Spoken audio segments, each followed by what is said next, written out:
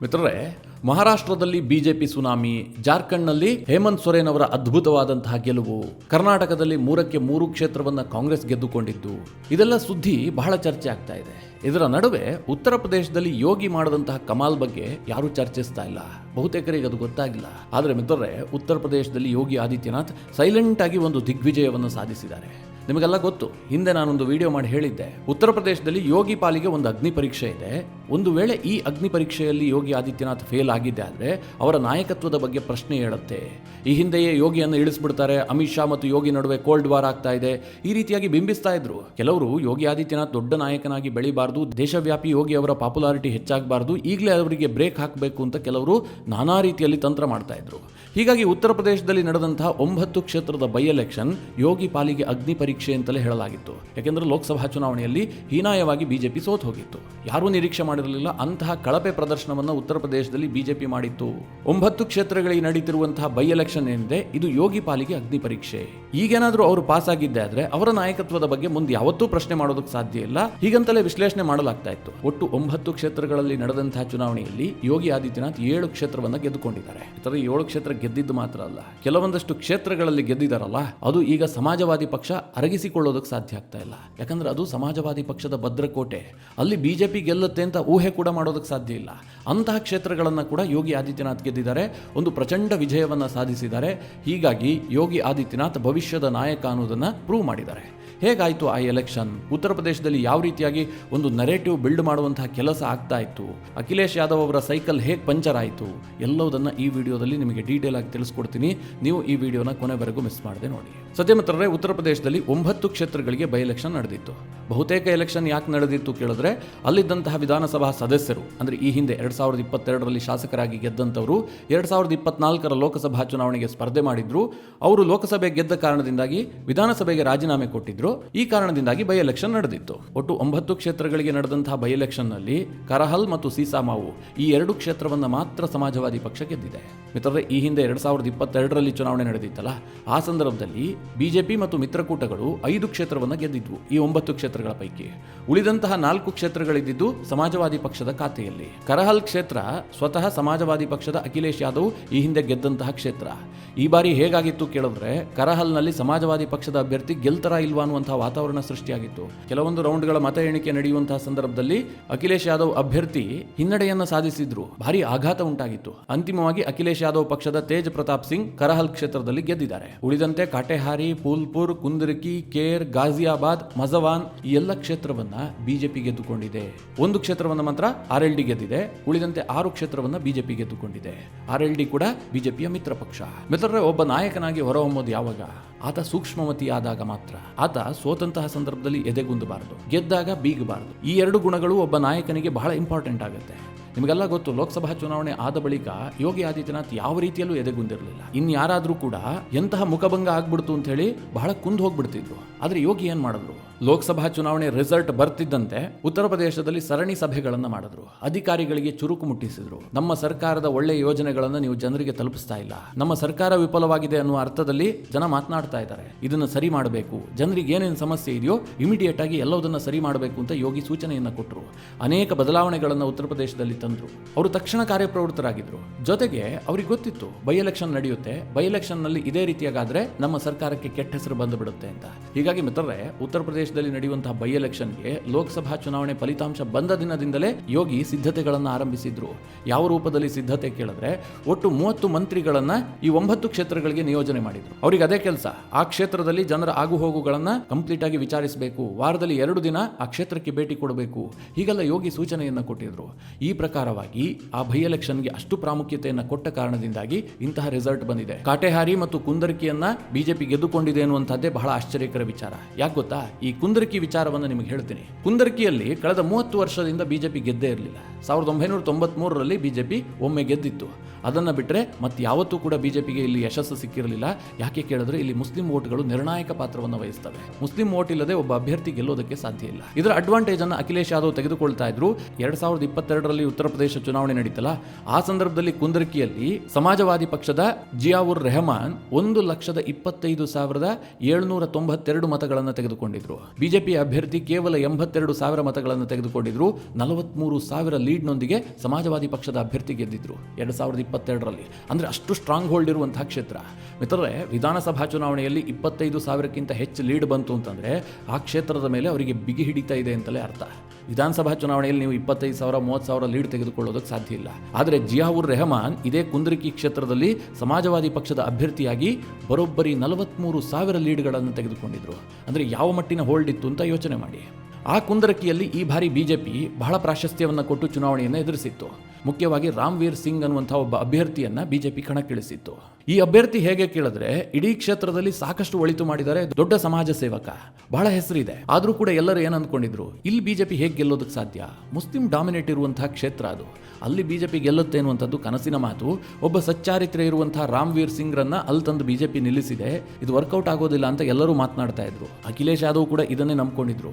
ಇಷ್ಟು ಮಾತ್ರ ಅಲ್ಲ ಮಿತ್ರರೇ, ಇಲ್ಲಿ ರಾಮ್ವೀರ್ ಸಿಂಗ್ ರನ್ನ ಸೋಲಿಸಲೇಬೇಕು ಅಂತ ಒಟ್ಟು 11 ಮುಸ್ಲಿಂ ಅಭ್ಯರ್ಥಿಗಳನ್ನು ನಿಲ್ಲಿಸಲಾಗಿತ್ತು. ಇಲ್ಲಿ BSP ಕೂಡ ಮುಸ್ಲಿಂ ಅಭ್ಯರ್ಥಿಯನ್ನು ಹಾಕಿತ್ತು, MIM ಕೂಡ ಮುಸ್ಲಿಂ ಅಭ್ಯರ್ಥಿಯನ್ನೇ ಕಣಕ್ಕಿಳಿಸಿತ್ತು. 11 ಮುಸ್ಲಿಂ ಅಭ್ಯರ್ಥಿಗಳಿದ್ದಿದ್ದು, ಬಿಜೆಪಿಯವರು ಒಬ್ಬರೇ ಹಿಂದೂ ಅಭ್ಯರ್ಥಿ. ಈ ರೀತಿಯಾಗಿ ಕುಂದರ್ಕಿಯಲ್ಲಿ ಚುನಾವಣೆಯನ್ನು ನಡೆಸಲಾಗಿತ್ತು. ರಿಸಲ್ಟ್ ಹೇಗೆ ಬಂತು ಗೊತ್ತಾ? ಒಟ್ಟು ರಾಮ್ವೀರ್ ಸಿಂಗ್ 1,70,371 ಮತಗಳನ್ನು ಪಡೆದುಕೊಂಡಿದ್ದಾರೆ. ಮೊಹಮ್ಮದ್ ರಿಜ್ವಾನ್ ಸಮಾಜವಾದಿ ಪಕ್ಷದ ಅಭ್ಯರ್ಥಿ, ಇವರಿಗೆ ಕೇವಲ 25,580 ಮತಗಳು ಬಂದಿದೆ. ಅಂದ್ರೆ ಕುಂದರಕಿಯಲ್ಲಿರುವಂತಹ ಮುಸ್ಲಿಂ ಮತದಾರರು ಕೂಡ ಬಿಜೆಪಿಯ ಅಭ್ಯರ್ಥಿಗೆ ಮತ ನೀಡಿದ್ದಾರೆ. ಆ ರೀತಿಯಾಗಿ ಯೋಗಿ ಆದಿತ್ಯನಾಥ್ ಚುನಾವಣೆಯನ್ನು ನಡೆಸಿದ್ದಾರೆ. ನೀವೆಲ್ಲೂ ಈ ದೇಶದಲ್ಲಿ ಇಂತಹ ಉದಾಹರಣೆಗಳನ್ನು ಕೊಡೋದಕ್ಕೆ ಸಾಧ್ಯ ಇಲ್ಲ.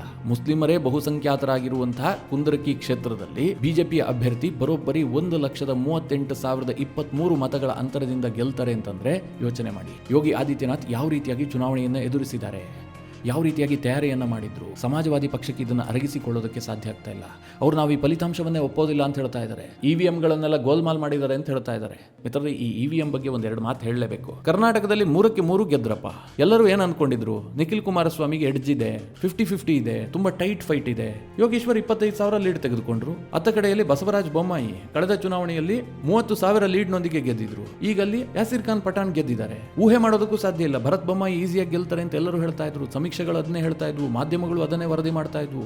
ಕ್ಷೇತ್ರಕ್ಕೆ ಹೋದಂತವರು ಕೂಡ ಅಂತರ ಕಮ್ಮಿ ಆಗಬಹುದು, ಭರತ್ ಬೊಮ್ಮಾಯಿ ಗೆಲ್ತಾರೆ ಅಂತ ಹೇಳ್ತಾ ಇದ್ರು. ಹಾಗಾದ್ರೆ ಕರ್ನಾಟಕದಲ್ಲಿ EVM ಹ್ಯಾಕ್ ಆಗಿಲ್ವಾ? ಅಥವಾ ಕರ್ನಾಟಕಕ್ಕೆ ಸ್ಪೆಷಲ್ ಆಗಿ US ನಿಂದಲೋ ಜಪಾನ್ ನಿಂದಲೋ EVM ಅನ್ನು ತರಿಸಲಾಗಿತ್ತಾ? ಯೋಚನೆ ಮಾಡಿ. ಪ್ರಿಯಾಂಕಾ ಗಾಂಧಿ ವಾದ್ರಾ 4 ಲಕ್ಷಕ್ಕೂ ಅಧಿಕ ಮತಗಳ ಅಂತರದಿಂದ ವಯನಾಡ್ನಲ್ಲಿ ಗೆಲ್ತಾರೆ. ರಾಹುಲ್ ಗಾಂಧಿಗಿಂತ ಹೆಚ್ಚು ಲೀಡ್ ಬಂದಿದೆ ಅವರಿಗೆ. ಅಲ್ಲಿದ್ದು ಈ ಬಾರಿ ಬಿಜೆಪಿ ಅಭ್ಯರ್ಥಿ. ಯಾಕೆ ಅಲ್ಲಿ EVM ಅನ್ನು ಹ್ಯಾಕ್ ಮಾಡೋದಕ್ಕೆ ಸಾಧ್ಯ ಆಗಿಲ್ಲ? ಮಹಾರಾಷ್ಟ್ರದಲ್ಲಿ EVM ಹ್ಯಾಕ್ ಆಗುತ್ತೆ. ಮಹಾರಾಷ್ಟ್ರದಲ್ಲಿ ಬಿಜೆಪಿ ಗೆದ್ದಿದ್ದು EVM ಕಾರಣದಿಂದಾಗಿ. ಜಾರ್ಖಂಡ್ನಲ್ಲಿ ಅಂತಹ ವಿಜಯ ಸಿಕ್ಕಿದೆಯಲ್ರಿ. ಹೇಮಂತ್ ಸೊರೇನ್ ವಿರುದ್ಧ ಅಷ್ಟು ಆಡಳಿತ ವಿರೋಧಿ ಅಲೆ ಇತ್ತು. ಎಲ್ಲಾ ಸಮೀಕ್ಷೆಗಳು ಕೂಡ ಹೇಮಂತ್ ಸೊರೇನ್ ಸೋಲ್ತಾರೆ ಅಂತ ಹೇಳ್ತಾ ಇದ್ವು. ಚುನಾವಣೆ ಪೂರ್ವ ಸಮೀಕ್ಷೆಗಳಂತೂ ಹೇಮಂತ್ ಸೊರೇನ್ ಮಕಾಡೆ ಮಲಗಿ ಹೋಗ್ತಾರೆ ಅಂತ ಹೇಳ್ತಾ ಇದ್ವು. ಅಂತಹ ಜಾರ್ಖಂಡ್ನಲ್ಲಿ ಪುನಃ ಅಲ್ಲಿ ಕಾಂಗ್ರೆಸ್ ನೇತೃತ್ವದ ಮೈತ್ರಿಕೂಟ ಅಧಿಕಾರಕ್ಕೆ ಬಂದಿದೆಯಲ್ಲ, ಅಲ್ಲಿ EVM ಹ್ಯಾಕ್ ಮಾಡೋದಕ್ಕೆ ನರೇಂದ್ರ ಮೋದಿಗೆ ಸಾಧ್ಯ ಆಗಿಲ್ವಾ? ಅಮಿತ್ ಶಾಗೆ ಸಾಧ್ಯ ಆಗಿಲ್ವಾ? ಏನ್ ಹೇಳ್ತಾರೆ ಅಂತ ನನಗೆ ಅರ್ಥ ಆಗ್ತಾ ಇಲ್ಲ. ಉತ್ತರ ಪ್ರದೇಶದಲ್ಲಿ ಯಾವ್ದಾದ್ರೂ ಒಂದು ಟಫ್ ಇರುವಂತಹ ಕ್ಷೇತ್ರದಲ್ಲಿ ಬಿಜೆಪಿ ಗೆದ್ರೆ ಅಲ್ಲಿ EVM ಹ್ಯಾಕ್ ಆಗುತ್ತೆ. ಮಹಾರಾಷ್ಟ್ರದಲ್ಲಿ ಒಂದು ಅಭೂತಪೂರ್ವವಾದಂತಹ ಜಯ ಬಿಜೆಪಿಗೆ ಸಿಕ್ಕಿದ್ರೆ ಅಲ್ಲಿ EVM ಹ್ಯಾಕ್ ಆಗುತ್ತೆ. ಕಾಂಗ್ರೆಸ್ ಗೆದ್ರೆ ಅಲ್ಲಿ EVM ಸರಿ ಇರುತ್ತೆ, ಪ್ರಜಾಪ್ರಭುತ್ವ ಗೆದ್ದಿರುತ್ತೆ. ಎಂತಹ ವಿಪರ್ಯಾಸ ಅಂತಂದ್ರೆ ನನಗನ್ಸುತ್ತೆ ಜನ ಇವರನ್ನೆಲ್ಲ ಬಾಯ್ಕಾಟ್ ಮಾಡಿಬಿಡ್ಬೇಕು. ಯಾರು ಈ ದೇಶದ ಚುನಾವಣಾ ವ್ಯವಸ್ಥೆಯನ್ನೇ ಪ್ರಶ್ನೆ ಮಾಡ್ತಾರೆ ಅಂಥವರಿಗೆ ಚುನಾವಣೆಗೆ ನಿಲ್ಲೋದಕ್ಕೆ ಅವಕಾಶ ಕೊಡಬಾರ್ದು. ಇದಕ್ಕೆಲ್ಲ ಒಂದು ಅಂತ್ಯ ಇರಲೇಬೇಕು ತಾನೆ.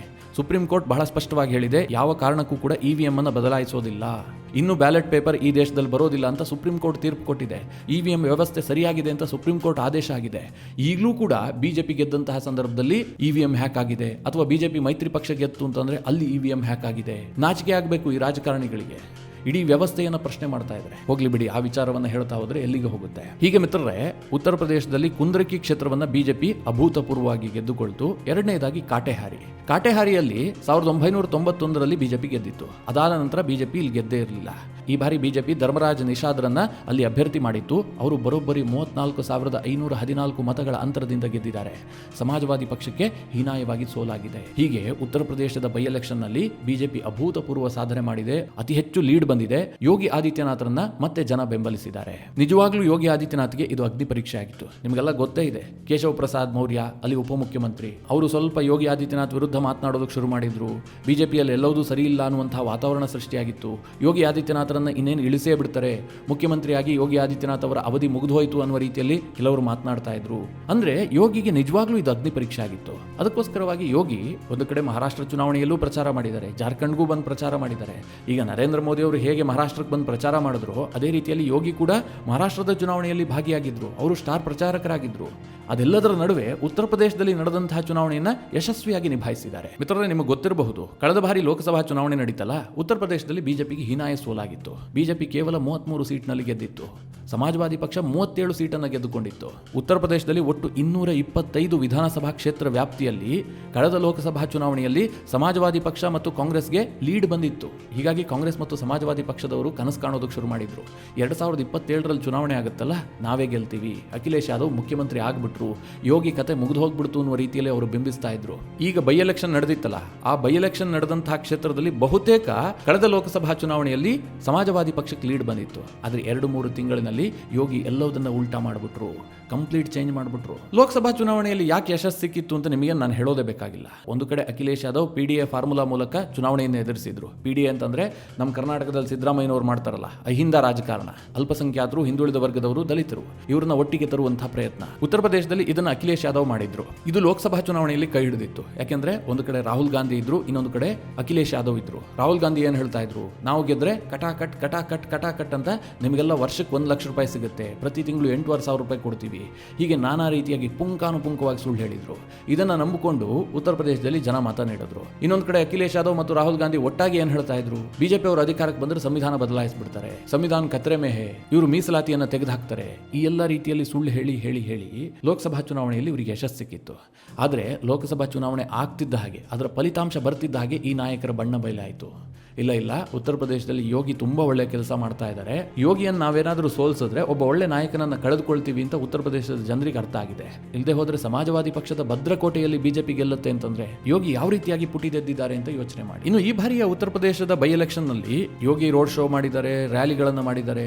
ಜೊತೆಗೆ ಯೋಗಿ ಅವರ ಒಂದು ಹೇಳಿಕೆ ಇದೆಯಲ್ಲ, ಅವರ ಒಂದು ಸ್ಲೋಗನ್ ಬಟೆಂಗೆ ತೋ ಕಟೆಂಗೆ, ಇದು ಸಿಕ್ಕಾಪಟ್ಟೆ ಸದ್ದು ಮಾಡಿತ್ತು. ಉತ್ತರ ಪ್ರದೇಶದಲ್ಲಿ ದೊಡ್ಡ ದೊಡ್ಡ ಬ್ಯಾನರ್ಗಳನ್ನೇ ಹಾಕಲಾಗ್ತಾ ಇದೆ. ಅಂದರೆ ಹಿಂದೂಗಳು ಒಗ್ಗಟ್ಟಾಗಿರಬೇಕು ಅಂತ. ಈ ಚುನಾವಣಾ ಫಲಿತಾಂಶವನ್ನು ನೋಡಿದ್ರೆ ಹಿಂದೂಗಳು ಒಗ್ಗಟ್ಟಾಗಿ ಮತ ನೀಡಿದ್ದಾರೆ, ಸ್ವಲ್ಪ ಸಂಖ್ಯೆಯಲ್ಲಿ ಮುಸ್ಲಿಮರು ಕೂಡ ಬಿಜೆಪಿಗೆ ಮತ ಹಾಕಿದ್ದಾರೆ ಎನ್ನುವಂಥದ್ದು ಇದರಿಂದ ಕನ್ಫರ್ಮ್ ಆಗ್ತಾ ಇದೆ. ಆ ರೀತಿಯಾಗಿ ಉತ್ತರ ಪ್ರದೇಶದಲ್ಲಿ ಬಿಜೆಪಿ ಜಾದು ಮಾಡಿದೆ. ಹೀಗಾಗಿ ಮಿತ್ರರೇ, ಈ ಚುನಾವಣೆ ಏನಿದೆ 2024ರಲ್ಲಿ ಬಿಜೆಪಿಗೆ ಕಹಿ ಸಿಹಿ ಎಲ್ಲವೂ ಸಿಕ್ಕಿದೆ. ಆದರೆ 2024ರ ಅಂತ್ಯದಲ್ಲಿ ಬಿಜೆಪಿಗೆ ಭರ್ಜರಿ ಸಿಹಿ ಸುದ್ದಿ ಸಿಕ್ಕಿದೆ. ಮಹಾರಾಷ್ಟ್ರದ ಅಭೂತಪೂರ್ವ ಗೆಲುವು ನರೇಂದ್ರ ಮೋದಿ ಅವರನ್ನ ಕೇಂದ್ರದಲ್ಲಿ ಇನ್ನಷ್ಟು ಭದ್ರ ಮಾಡಿದ್ರೆ, ಉತ್ತರ ಪ್ರದೇಶದ ಬೈ ಎಲೆಕ್ಷನ್ ಗೆಲುವು ಇದೆಯಲ್ಲ, ಯೋಗಿ ಆದಿತ್ಯನಾಥರನ್ನ ಮತ್ತಷ್ಟು ಶಕ್ತಿಯುತವಾಗಿ ಯೋಗಿ ಆದಿತ್ಯನಾಥ್ ನಾಯಕತ್ವದ ಬಗ್ಗೆ ಉದ್ಭವಿಸಿದಂತಹ ಎಲ್ಲಾ ಪ್ರಶ್ನೆಗಳಿಗೂ ಕೂಡ ಉತ್ತರ ಸಿಕ್ಕಾಗಿದೆ. ಇನ್ನು ಯೋಗಿಯನ್ನು ಅಲ್ಲಾಡಿಸೋದಕ್ಕೆ ಯಾರಿಂದಲೂ ಸಾಧ್ಯ ಇಲ್ಲ ಅನ್ನುವಂಥ ಪರಿಸ್ಥಿತಿ ಉತ್ತರ ಪ್ರದೇಶದಲ್ಲಿ ನಿರ್ಮಾಣ ಆಗಿದೆ. ಮಿತ್ರರೇ, ನೀವೇನು ಹೇಳ್ತೀರಿ? ನಿಮ್ಮ ಅನಿಸಿಕೆ ಅಭಿಪ್ರಾಯವನ್ನು ಕಮೆಂಟ್ ಮಾಡೋ ಮೂಲಕ ನಮಗೆ ತಿಳಿಸಿ.